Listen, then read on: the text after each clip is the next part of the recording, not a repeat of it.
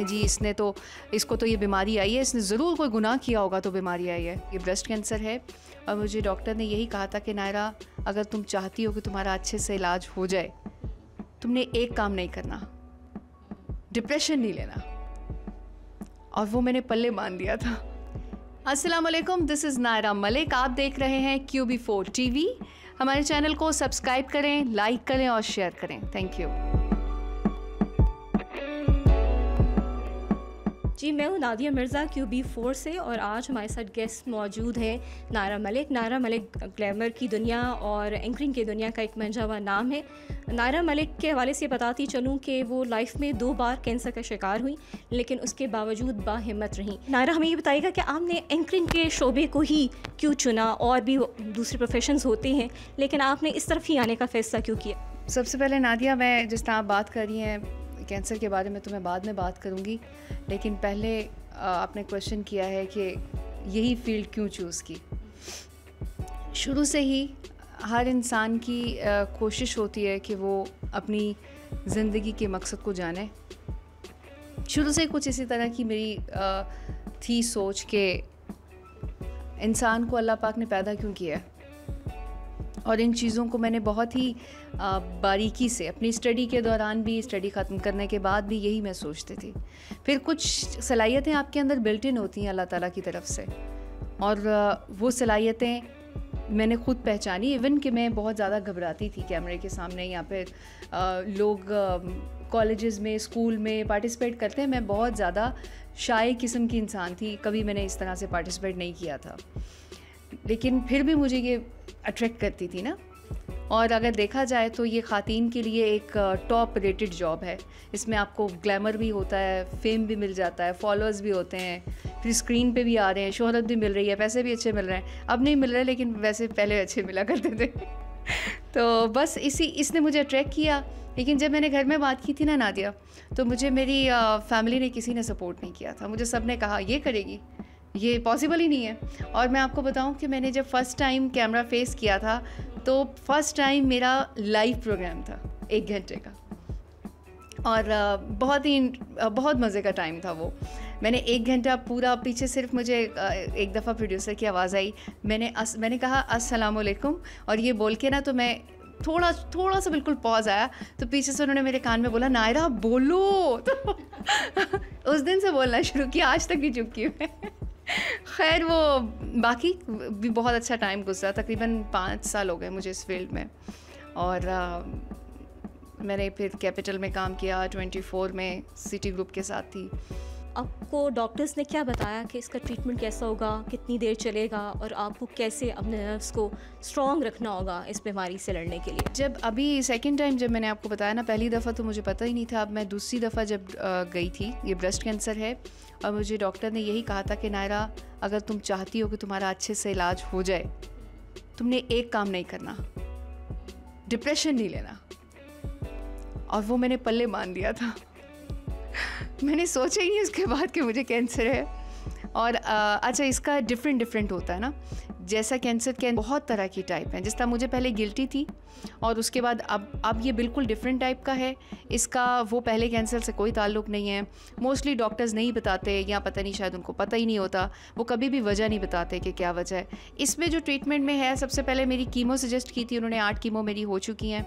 उसके बाद ऑपरेशन है, ऑपरेशन के बाद एक तकरीबन 1 साल तक एक इंजेक्शन है, वो लगता रहेगा। एक रेडिएशन होगी, उसके बाद फिर वो इंजेक्शन लगता रहेगा। अच्छा, ये डिपेंड करता है कि कैसा कैंसर है। मैं अपने देखने वालों को ये बताना चाहती हूँ कि आजकल बहुत तरह के कैंसर हैं। गिल्टी भी होती है, फिर वो जिस तरह ये ब्रेस्ट कैंसर है, बाज़ औक़ात ऐसा भी होता है ये दोबारा भी हो जाता है, क्योंकि इसकी जड़ें रह जाती हैं। डिपेंड करता है कि कैसा है। बाज़ लोगों की रेडिएशन पहले होती है, फिर ऑपरेशन होता है, डिपेंड करता है। लेकिन मैं ये कहूँगी कि कुछ अरसे बाद ब्रेस्ट कैंसर के हवाले से मेमोग्राफी करवा लेनी चाहिए। मेमोग्राफी में आपका क्लियर हो जाता है। बाज़ औक़ात वो बिल्कुल जिस तरह मुझे गिल्टी महसूस हुई थी, वैसे बिल्कुल भी अगर मैं तवज्जो ना देती तो चलता रहता है ऐसे ही।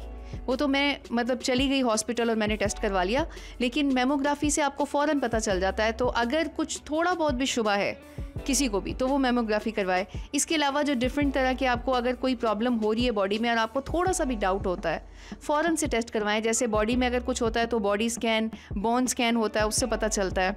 अगर ब्रेस्ट कैंसर आगे ऐसा होता है कि ये 3rd 4th स्टेज में आपकी बॉडी में हड्डियों तक चला जाता है, तो अल्लाह ताला बस बचा के रखे। अगर आपको शुरू में पता चल जाता है तो ये बच जाता है। जैसा मुझे था तो मेरी स्टेज तो 2nd है, लेकिन इसका साइज़ बहुत बड़ा हो गया था। लेकिन अल्हम्दुलिल्लाह कीमोथेरेपी से अब काफ़ी अच्छा रिज़ल्ट आया है और आगे भी इंशाल्लाह जो ट्रीटमेंट है उससे इंशाल्लाह ख़त्म हो जाएगा। ऐसी डिज़ीज़ जिसका नाम सुनते ही हमारे लोग घबरा जाते हैं और उनको ऐसा लगता है कि शायद it's the end of life और इसके बाद लाइफ नहीं है, तो कैसे इस सब को आपने फेस किया? पहले जब मुझे कैंसर था तो ये गले के पास एक गिल्टी सी थी और उसका मैंने तकरीबन 2 साल होम्योपैथिक इलाज और ये सब इधर उधर कुछ किसी ने मतलब प्रॉपरली गाइड नहीं किया। मोस्टली ऐसा ही होता है कैंसर के हवाले से कि आपको ना गाइडेंस सही नहीं मिलती डॉक्टर्स की तरफ से। खैर वो फिर मैंने जब 2 साल बाद टेस्ट करवाया तो मुझे नहीं पता था, मेरी फैमिली को पता था। मैंने उनसे बदला लिया फिर नेक्स्ट टाइम ना, मैं बताती हूँ कैसे लिया। पहली दफ़ा उन्होंने मुझे नहीं बताया कि तुम्हें कैंसर है। बहरहाल मैं देखती थी अम्मी रो रही हैं और इधर वो, मैंने कहा अम्मी क्या हो गया आपको? नहीं तुम्हारा ऑपरेशन होगा। मैंने कहा अच्छा। उन्होंने मुझे बड़ा ना कि जी थोड़े से टाँके आएंगे, 2-4 टाँके आएंगे और ठीक हो जाएगा। मेरा ऑपरेशन हुआ और 22 टाँके आए, कान से लेकर यहाँ तक 22-23 टाँके थे। और जब मुझे होश आया तो मैं रो रही थी और पूरे वार्ड में चीख रही थी कि ये क्या किया आप लोगों ने, आपने तो मुझे ऐसे नहीं कहा था। बहरहाल मुझे जब भी नहीं पता चला और मैंने तवज्जो ही नहीं दी, कभी पढ़ा ही नहीं इस मुतल्लिक। फिर उसके बाद जैसे जैसे टाइम गुजरता गया, जब रेडिएशन के लिए मैं गई तो फिर मुझे पता चला कि मुझे कैंसर है और मैं बहुत रोई थी और तकरीबन 6 महीने तक मुझे गुस्सा बहुत आता था। बहुत मैंने बर्तन तोड़े हैं, खाना नहीं खाती थी मैं क्योंकि मेरा मुंह नहीं खुलता था और मुझे तकलीफ़ होती थी, मेरे जॉ में उस तरह से मूवमेंट नहीं थी। खैर वो जैसे जैसे फिर आहिस्ता आहिस्ता टाइम गुजर गया, 2-3 साल लगे, मैं फिर वापस आ गई अपनी लाइफ में। अब जब मुझे कैंसर का पता चला तो अब मैंने घर वालों को नहीं बताया था, बदला लिया था और उसके बाद फिर मैंने सोचा कि मैंने अब इसको किस तरह से इससे बाहर आना है। मैं ख़ुद 1 हफ़्ता डॉक्टर्स हॉस्पिटल गई, शौकत खानम गई, एक हॉस्पिटल और है वहाँ पे भी गई। उसके बाद फिर फाइनली मैंने डिसाइड किया कि मैंने कैंसर केयर से डॉक्टर शहरियार के अंदर ट्रीटमेंट हो रहा है मेरा। और मैंने जब मेरी कीमो स्टार्ट हो गई तो तकरीबन 1.5 माह के बाद मैंने अपने घर वालों को बताया। फिर बाल उतरने लग गए थे तो फिर मुझे बताना पड़ा। लेकिन फिर मैंने बहुत ही, देखें आप जिन लोगों से प्यार करते हैं ना, आप उनको तकलीफ़ में नहीं देख सकते। ख़ुद तो आपको पता है, देखें मुझे अल्लाह पाक ने हिम्मत दी, मैं उसके साथ लड़ रही हूँ, लेकिन मेरी वालदा को आज भी मैं कुछ बताऊँगी वो मुझसे ज़्यादा रोती हैं। मेरी कीमो ट्रीटमेंट होती थी तो मैं तकलीफ़ में फ़िज़िकली होती थी, वो मेंटली इतना ज़्यादा हो जाती थी कि एक दफ़ा उनको हॉस्पिटल ले जाना पड़ा, यही सोच के कि अब ये तकलीफ़ में है। तो मेरे ख़्याल से हम अपने दूसरों का ख़्याल इसी तरह करते हैं ना। मोहब्बत का इजहार तो ऐसे ही होता है कि आप अगर किसी चीज़ को डील कर सकते हैं तो देखें। इसमें कहीं लगा कोई ऐसी स्टेज आई हो जहां आपको लगा कि मेरे कुछ बहुत करीब लोग, बहुत करीब साथी मेरा साथ छोड़ गए और जबकि उन्हें मेरे साथ रहना चाहिए था, कोई ऐसी फीलिंग जिससे आप गुजरी हो? अल्हम्दुलिल्लाह अल्लाह पाक अगर मुझे किसी आजमाइश से गुजार रहा है, मेरी इतनी औकात नहीं है कि मैं उसकी आजमाइश से उस तरह से गुज़र सकूं जैसे वो चाहता है, लेकिन गुज़र रही हूँ और मैं अपनी बेस्ट परफॉर्मेंस दे रही हूँ।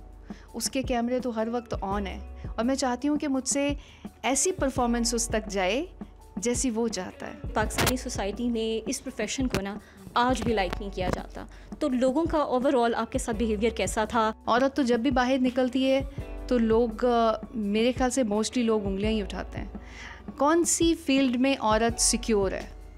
कहीं भी देख लें आप, रेप केसेस होते हैं, हरासमेंट केसेस होते हैं, वो चाहे वो स्कूल में हो, कॉलेज में हो, टीचिंग करी है, या फिर मीडिया का तो नाम इन्होंने ऐसे ही बदनाम किया हुआ है। औरत जब बाहर निकलती है तो उसको फेस करना पड़ता है। डिपेंड करता है औरत पे उसने कैसे ट्रीट करना है, अपने साथ मर्दों को कैसा गेस्चर देना है। आपको लगता है कि आपको कोई छेड़ सकता है? मैं तो कॉन्फिडेंटली ये बोल सकती हूँ मुझे कोई छेड़ नहीं सकता इसलिए नहीं छेड़ सकता क्योंकि मैंने कभी गेस्चर जैसा दूंगी ना उसकी हिम्मत होगी। चले अगर कोई बहुत ही ज़्यादा बेगैरत है और उसने कोशिश कर भी ली छेड़ने की या कोई गलत बात करने की। अब मैं आपकी बात का जवाब दे रही हूँ कि मीडिया में, अभी जो थोड़ी देर पहले हम बात कर रहे थे कि मीडिया में आके ज़रूरी है कि क्या आपको वो सब कुछ वो स्टेप करने पड़ें जो कि हम सुनते हैं।